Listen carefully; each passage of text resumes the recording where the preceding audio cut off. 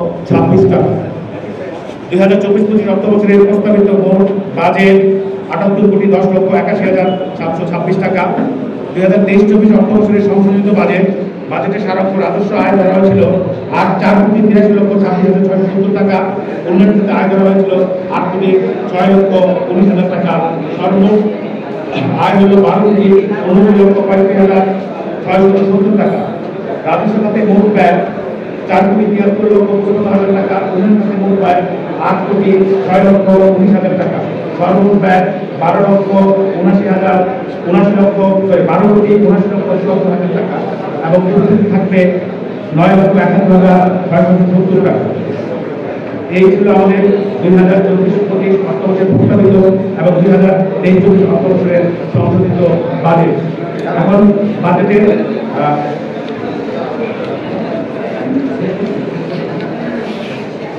আমাদের বাজেটের যে সার অংশ এটা পরিচিত বলে গণ্য হবে মনে করি আমরা। এটা মোট বাজেটের বিভাজন ভিত্তিক করা হয়েছে, পেজ নাম্বার 7 দেওয়া আছে।